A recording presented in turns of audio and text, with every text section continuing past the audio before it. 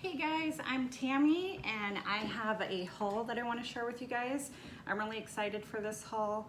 They put a new herbal shop in my town and I just love these kind of shops. I've been to one in Montana while I was on vacation years ago, and then last summer we went back and I like loaded up on herbs. So some of the salves that I make are made with like homegrown herbs. And then if I can't grow them myself or I just can't grow enough of them, I supplemented them with herbs that I bought at this local shop. And I know like you can go into Amazon and buy herbs by the bulk, and then you can go to different websites and do that as well. But it's so awesome when it comes to your town because the shop is really cool. It has like this huge like it looks like a bookshelf, but like shelving unit, like the whole wall is a shelving unit. And then it has these jars like this big, just like full of herbs, and I'm like so excited about it. So anyways, you go in and you just grab the jars, you bring them to the cashier, and you just let them know like how many ounces. I did 1 ounce of everything. And you could also buy teas by the ounce, herbs by the ounce, and they also have things, you know, like basil, like seasonings, sage, things like that, pepper. You could also buy natural cleaners. They had all-purpose laundry. They had like the soap bars. I think they even had like shampoo bars. And then they also have like books there. So I just wanted to share with you because I think it's really important to have things like this on your prepper pantry, especially if you're into it. I'm into these things. I like to make like salves, and I also like to drink medicinal tea. I don't know if you've ever heard of throat coat tea, but when you have like a sore throat, that tea just like totally coats it. It feels so good. And the nice thing is, if you're not sure what to buy, you could just buy like small packages. Like this is just peppermint tea. I spent $2 and I got 8. I'll show you. I got 8 tea bags, and oh my gosh, it smells so good. I actually grow so much mint. I didn't really need this. I just like it. I grow a ton of mint over the summer. I started with like one starter, and then I ended up getting like, I don't know, 4 or 5 total. So I had like little pots of mint like everywhere. And then I dehydrated as much as I could. And I also had a good friend that grew a bunch of mint and didn't want it, so she also gifted me some. So drinking mint tea for me, it helps with like digestion issues. And I'm gonna go over everything I bought here. I also bought a detox tea. Again, it's kind of hard to tell because it's only an ounce.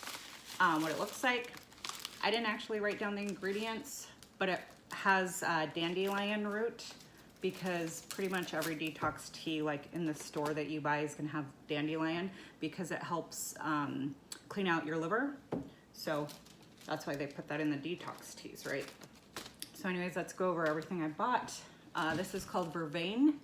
It helps with migraines. I actually get migraines, so for me this is really awesome. It helps with stress, anxiety, spasms, insomnia, digestion, and it boosts your immune system. So everything in here is something I have dealt with at one point in time.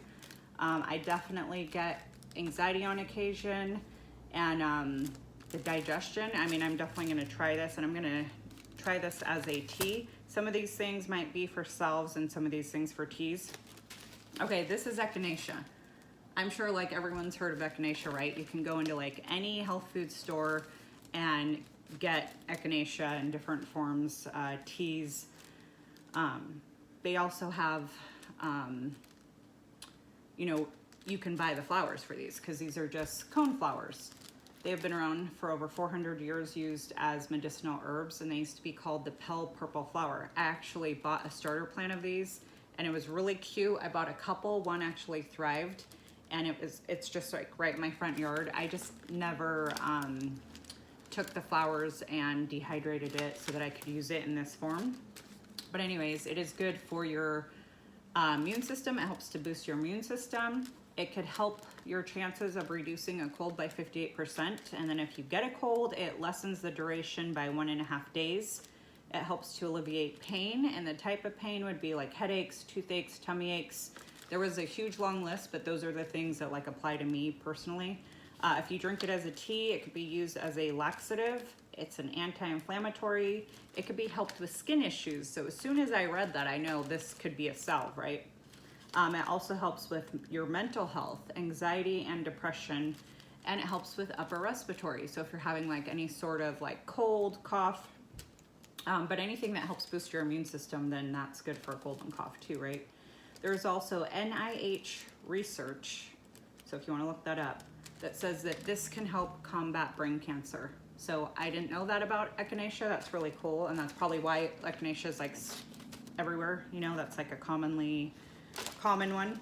I also got elderberry. The only thing that I put down about elderberry is that it helps to boost your immune system, which means flu, viruses, just for anything you're fighting off, you want to have a strong immune system.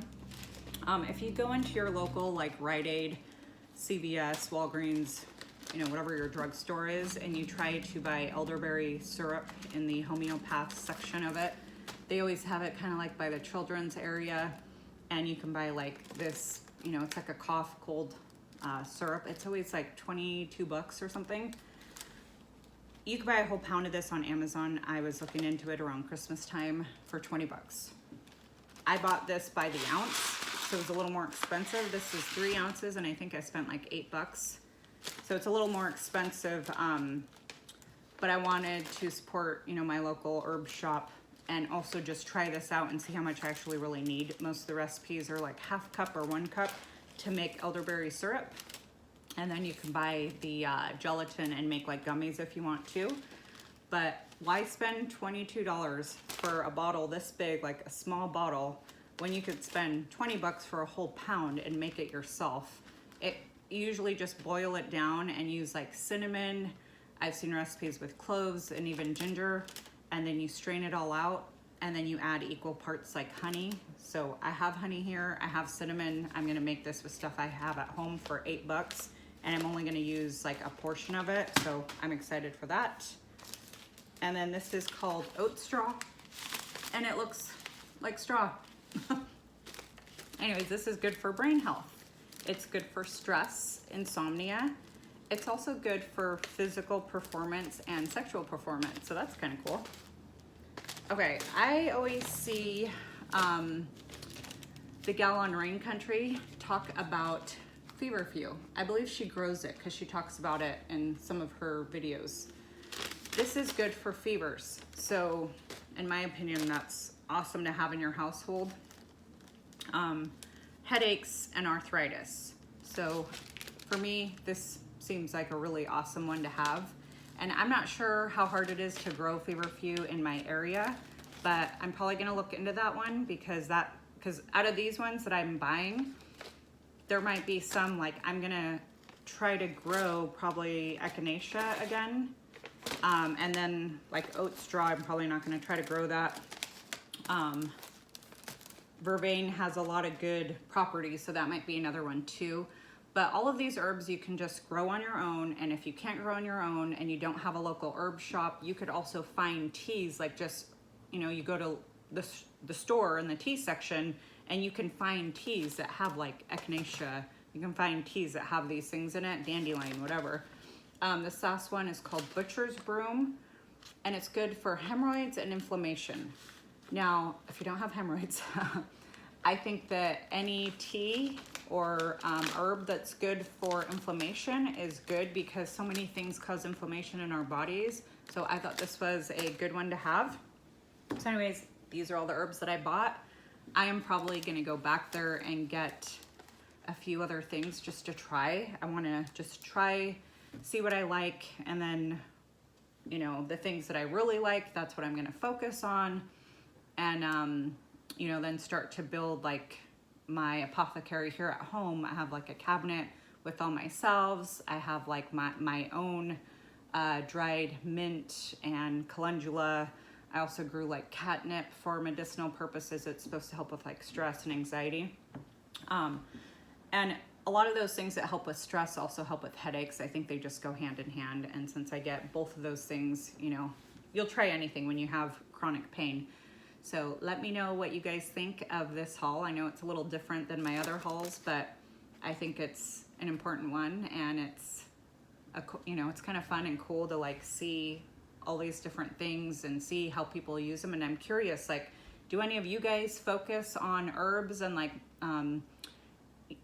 you know, instead of like, excuse me, instead of like over the counter, do you guys ever like buy things that are a little more homeopath and medicinal, like medicinal herb styles of those things?